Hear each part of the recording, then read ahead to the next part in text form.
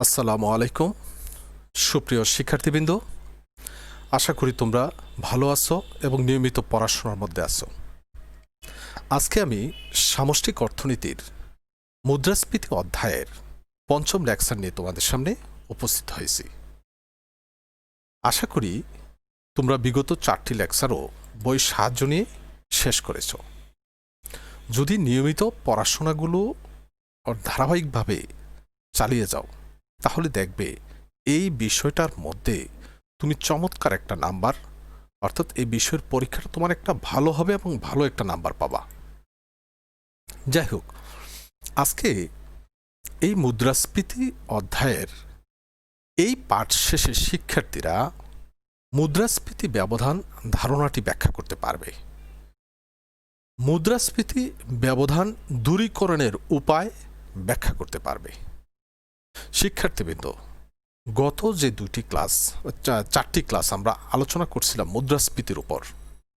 তোমরা যদি মুদ্রাস্ফীতির ধারণাগুলো বুঝে থাকো তাহলে আজকের ক্লাসটা কিন্তু খুব বেশি তোমাদের জন্য কষ্টকর হবে না। তাহলে আমরা আসি এই মুদ্রাস্ফীতি ব্যবধান নিয়ে সর্বপ্রথম কে কথা বলেন।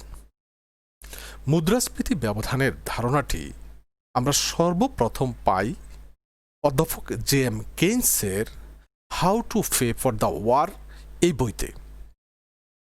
তিনি মুদ্রাস্ফীতি ব্যবধান বলতে উনি বলছেন, চলতি মূল্যে পণ্য নিয়োগ স্তরের মোট উৎপাদনের চেয়ে সামগ্রিক ব্যয় বেশি হলে এই দুইয়ের মধ্যে যে ব্যবধান বা পার্থক্য সৃষ্টি হয় সেটাকে বলা হয় মুদ্রাস্ফীতি ব্যবধান। আমি আবার বলছি কথাটা, চলতি মূল্যে পণ্য নিয়োগ স্তরের মোট উৎপাদনের চেয়ে সামগ্রিক ব্যয় বেশি হলে এ দুয়ের মধ্যে যে ব্যবধান সৃষ্টি হয় তাকে মুদ্রাস্ফীতি ব্যবধান বলা হয়। এই সম্পর্কে দেখো অধ্যাপক লিপসি কি বলছেন। বলছে, পণ্য নিয়োগ আয় স্তরে সামগ্রিক আয়ের তুলনায় সামগ্রিক ব্যয় যে পরিমাণ বেশি হয়, আবার বলছি, সামগ্রিক আয়ের তুলনায় সামগ্রিক ব্যয় যে পরিমাণ বেশি হয় তাকে মুদ্রাস্ফীতি ব্যবধান বা মুদ্রাস্ফীতি ফাঁক বলা হয়, ইনফ্লেশনারি গ্যাপ বলা হয়। তাহলে দেখো, আমরা সংজ্ঞাগত ব্যাপারটা জেনে গেলাম। এখন আমরা এই কথাটাকে যদি আমরা সূত্রের মাধ্যমে বের করে দেখাই, অর্থাৎ গাণিতিকভাবে দেখাই, তাহলে কি দাঁড়াচ্ছে দেখো তো।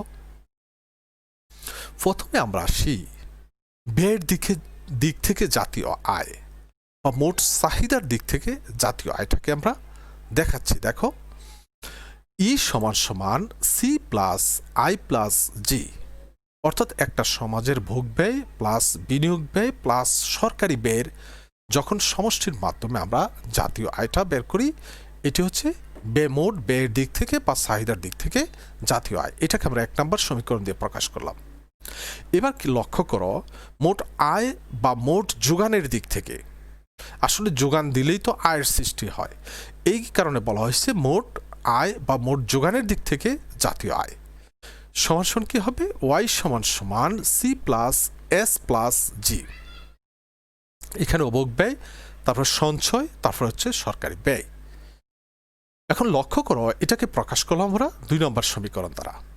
এখন 1 নং বিয়োগ 2 নং, অর্থাৎ 1 নম্বর থেকে 2 নম্বর যদি আমরা বিয়োগ করি তাহলে কি পাচ্ছি দেখো তো, ই মাইনাস ওয়াই সমান সমান দাঁড়াচ্ছে এই অংশটা বিয়োগ এই অংশটা, ঠিক আছে। এবার যদি ব্র্যাকেটটা আমি উঠিয়ে দেই তাহলে কি হয়, সি আর সি বাদ যাবে, জি এবং জি বাদ যাবে, তো থাকতেছে কত, এখানে আই আর এখানে এস। দেখো, আই মাইনাস এস, তার মানেটা কি, এখন যদি আই এর মানটা এস এর মানের চেয়ে বেশি হয় তাহলে অবশ্যই ই এর মানটাও ওয়াই এর মানের চেয়ে কি হবে, বেশি হবে, ঠিক আছে। তার মানে আমরা বললাম, দেখো, I minus S greater than যদি 0 হয় তাহলে ই গ্রেটার দেন ওয়াই হবে, অর্থাৎ দেশের জাতীয় আয়ের চেয়ে জাতীয় ব্যয় বেশি হবে এবং মুদ্রাস্ফীতি ফাঁক বা মুদ্রাস্ফীতি ব্যবধান সৃষ্টি হবে। এটা ছিল গাণিতিক দিক থেকে ব্যাখ্যা। এবার এই ব্যাখ্যাটাই আমি যদি চিত্রের মাধ্যমে তুলে ধরি, দেখো তো, চিত্রে ওএক্স অক্ষ হচ্ছে জাতীয় আয়, যদি আমি লিখি নেই কথাটা তোমরা শোনো, ওএক্স অক্ষ হচ্ছে জাতীয় আয়, আর ও ওয়াই অক্ষ হচ্ছে সামগ্রিক চাহিদা এবং সামগ্রিক যোগানের পরিমাণ। এখন এই যে 90 ডিগ্রি কোণ সৃষ্টি হয়েছে, এখানে আমরা সমান ভাগ করে অর্থাৎ 45 ডিগ্রি কোণে আমরা একটা রেখা টানি। দেখো 45 ডিগ্রি কোণে একটি রেখা টানলাম, যে রেখাটা হচ্ছে সামগ্রিক যোগান রেখা। এই রেখার প্রত্যেকটা বিন্দুতে আয় এবং ব্যয়ের পরিমাণ কি হবে? সমান হবে। ঠিক আছে, অর্থাৎ এই রেখাটা থেকে দুইটা অক্ষের দূরত্ব সব বিন্দুতেই সমান। এখন লক্ষ্য করো, সামগ্রিক চাহিদা রেখা আমরা অঙ্কন করলাম। আমরা ধরে নিচ্ছি এটি হচ্ছে পুনর্নিয়োগ স্তরের সামগ্রিক চাহিদা রেখা। এখন লক্ষ্য করো তো, সামগ্রিক যোগান রেখাকে সামগ্রিক চাহিদা রেখা এম বিন্দুতে ছেদ করায় এখানে অবশ্যই পুনর্নিয়োগ স্তরের ভারসাম্য অর্জিত হবে।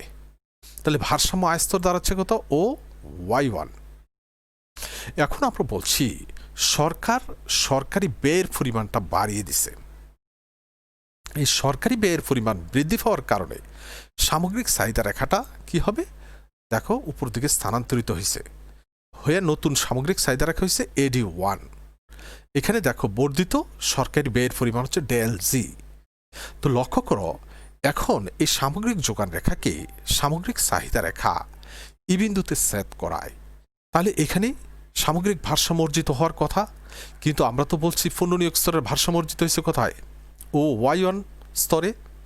তাহলে তো এখানে ভারসাম্য অর্জিত হতে পারে না। তাহলে আমরা দেখলাম এই যে দেখো সামগ্রিক চাহিদা বাড়ার কারণে, এই যে লক্ষ্য করো, আমি যদি y1 থেকে সেটাকে পরিমাপ করি, পুনর্নিয়োগ স্তরের উৎপাদন স্তর থেকে বা জাতীয় আয়ের স্তর থেকে চিন্তা করি, তাহলে দেখো এম বিন্দু থেকে এন বিন্দু পর্যন্ত অর্থাৎ AD এবং AD1 সামগ্রিক চাহিদা রেখার মধ্যে যে পার্থক্যটা, এই যে লম্ব দূরত্বটা, এই অংশটা হচ্ছে মুদ্রাস্ফীতি ব্যবধান। লক্ষ্য করে এখানে সামগ্রিক চাহিদা এবং সামগ্রিক ব্যয়ের পরিমাণ কিন্তু এম বিন্দুতে সমান। কিন্তু এই যে সরকারি ব্যয় বৃদ্ধির কারণে সামগ্রিক চাহিদা বেড়ে এখন হয়ে গেছে কত? NY1, আগে ছিল কত? MY1। তাহলে এই দুইটার পার্থক্যটা হচ্ছে MN, আর এই অংশটাকে আমি বলছি মুদ্রাস্ফীতি ব্যবধান। এখন লক্ষ্য করো, এই মুদ্রাস্ফীতি ব্যবধানটা সাধারণত পুনর্নিয়োগ স্তরেই দেখা দেয়। তবে অধ্যাপক কেইনসের মতে উনি আবার বলছেন যে না, অপুনর্নিয়োগ স্তরেও এই মুদ্রাস্ফীতি ব্যবধান বা মুদ্রাস্ফীতির ফাঁকের সৃষ্টি হতে পারে যদি যেই সময়ের মধ্যে সামগ্রিক চাহিদাটা বাড়ে, এই সময়ের মধ্যে যোগানটা যদি অস্থিতিস্থাপক হয়ে যায়, তাহলে এই সময়ের মধ্যে যোগানকে বৃদ্ধি করা সম্ভব হয় না। তখনই এই যে সামগ্রিক চাহিদা বাড়ার কারণে পুনর্নিয়োগ স্তরের সামগ্রিক চাহিদার সাথে যে বর্তমান সামগ্রিক চাহিদার যে পার্থক্যের সৃষ্টি হয়, ওই পার্থক্যটা বা ব্যবধানটি হচ্ছে মুদ্রাস্ফীতি ব্যবধান। তাহলে এখন বলছে আসলে এটা কি কারণে ঘটতে পারে। বলছে সরকার যদি যে অনুন্নয়ন খাতে ব্যয়ের পরিমাণ বাড়িয়ে দেয়, ঠিক আছে, অথবা যখন যুদ্ধ ব্যয় নির্বাহ করে, তখন কিন্তু প্রচলিত খাত থেকে কিন্তু আয় আসে না, ঠিক আছে, তখন সরকার যে ব্যয় বাড়াচ্ছে, এতে করে মুদ্রাস্ফীতি অর্থাৎ মুদ্রাস্ফীতি ব্যবধানের কি হয়? সৃষ্টি হয়। এই ছিল মূলত মুদ্রাস্ফীতি ব্যবধানের কথা। ঠিক আছে, এখন আমরা যে মুদ্রাস্ফীতি ব্যবধান দূরীকরণের উপায় নিয়ে আলোচনা করব।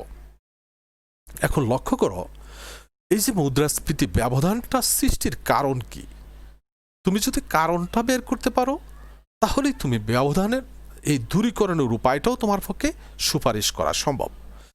বলছি দেখো, আমরা যে কথাটা বলছিলাম যে পুনর্নিয়োগ স্তরে সামগ্রিক যোগানের তুলনায় সামগ্রিক চাহিদা বেশি হলে কি হয়? মুদ্রাস্ফীতি ব্যবধানের সৃষ্টি হয়। তাই মুদ্রাস্ফীতি ব্যবধান দূরীকরণের জন্য আমাকে কি করতে হবে? সামগ্রিক চাহিদার পরিমাণটাকে কমিয়ে আনতে হবে।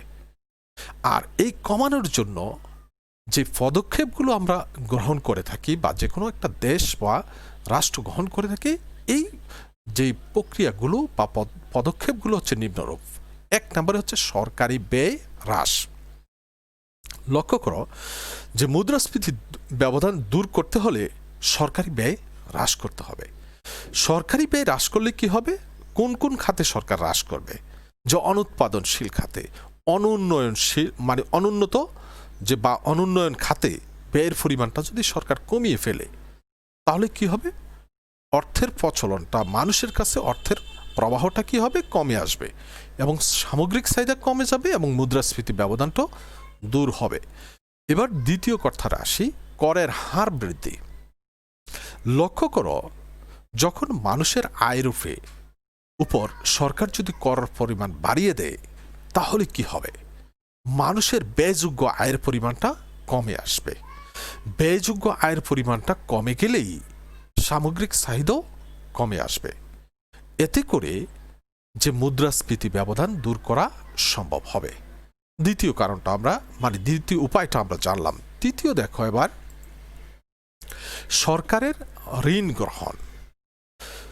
এই মুদ্রাস্ফীতি ব্যবধান দূর করার জন্য অন্যতম আরেকটা উপায় হচ্ছে জনগণের কাছ থেকে বা বিভিন্ন আর্থিক প্রতিষ্ঠানের কাছ থেকে সরকার ঋণ গ্রহণ করতে পারে।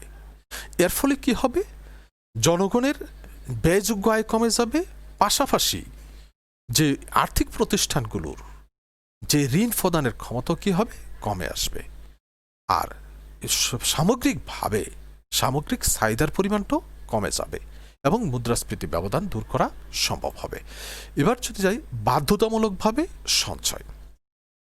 এই যে মুদ্রাস্ফীতি ব্যবধান দূর করার জন্য এটা আরেকটা উপায়, যে বাধ্যতামূলকভাবে সঞ্চয় করার, অর্থাৎ মানুষকে যে বাধ্য করার সঞ্চয় করতে।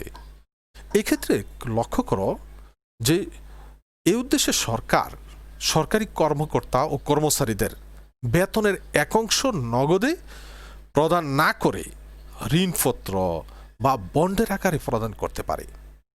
এর ফলে জনগণের হাতে অর্থ কমে আসবে। কিন্তু এই যে বন্ড এবং ঋণপত্র সাথে সাথে সে কিন্তু ভাঙাইতে পারবে না, একটা নির্দিষ্ট সময় পর্যন্ত তাকে সেটা রাখতে হবে। এই কারণে এই জনগণের হাতে যেহেতু নগদ অর্থ থাকে না, এজন্য তাদের সামগ্রিক চাহিদার পরিমাণটা কি হবে? কমে যাবে এবং মুদ্রাস্ফীতি ব্যবধানটাও দূর করা সম্ভব হবে। তারপরে আমরা যদি পঞ্চমে যাই, সংকোচনমূলক মুদ্রানীতি।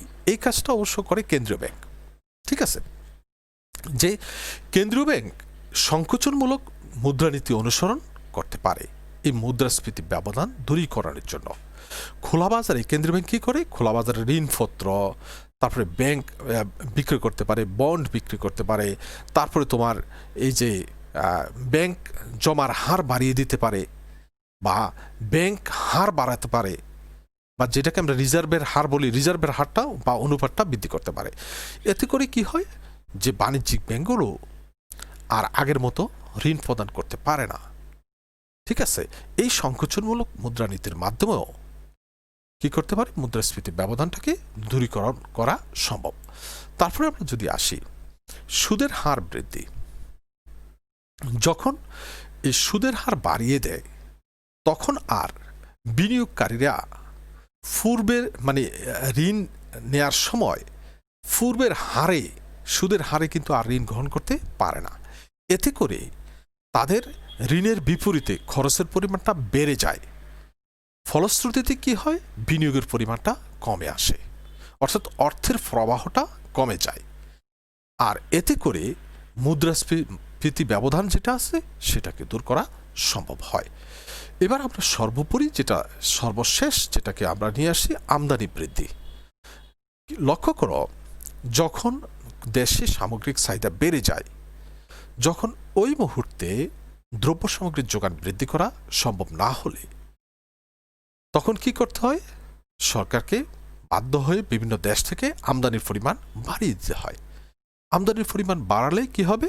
সামগ্রিক চাহিদা এবং সামগ্রিক যোগানের পরিমাণটা সমান হয়ে আসবে এবং মুদ্রাস্ফীতি ব্যবধানটাও দূরীকরণ করা সম্ভব হবে। আচ্ছা, এই প্রক্রিয়ার মাধ্যমে, অর্থাৎ এই সব ব্যবস্থা গ্রহণের মাধ্যমে অর্থনীতিতে পূর্ণ নিয়োগ স্তরের সামগ্রিক চাহিদার বৃদ্ধির দরুন যে মুদ্রাস্ফীতি ব্যবধান বা ফাঁকের সৃষ্টি হয় সেটাকে দূর করা সম্ভব। শিক্ষার্থীবৃন্দ, আমি আশা করি একেবারে সহজ কিছু কথাবার্তা বলছি। তোমরা যে কোনো লেকচারটা শোনার পরে অবশ্যই তুমি খাতা কলম নিয়ে বসবে এবং লিখবে, তাহলে তুমি বুঝতে পারবে তোমার কথাগুলো মনে আছে কিনা। যাই হোক, এই আজকের আলোচনা থেকে আমরা যে প্রশ্ন দাঁড় করিয়েছি, দেখো অতি সংক্ষিপ্ত প্রশ্ন হিসেবে একটা প্রশ্ন নিয়ে আসছি, মুদ্রাস্ফীতি ব্যবধান কাকে বলে? আমি আশা রাখি তুমি অবশ্যই এটার উত্তর এখনই দিতে পারবে। 2 নাম্বার দেখো, সংক্ষিপ্ত বা বড় প্রশ্ন আকারে 2টি প্রশ্ন নিয়ে আসছি। 1, মুদ্রাস্ফীতি ব্যবধান ধারণাটি চিত্রের সাহায্যে ব্যাখ্যা করো। 2, মুদ্রাস্ফীতি ব্যবধান দূরীকরণের উপায় ব্যাখ্যা করো। এই ছিল আজকের মূলত আলোচনা। আজকের এই আলোচনাটি তোমরা অবশ্যই বইয়ের সাহায্য নিয়ে তোমরা শেষ করবে। তোমরা ভালো থাকো, সুস্থ থাকো এবং পড়াশোনার মধ্যে থাকো। ধন্যবাদ সবাইকে।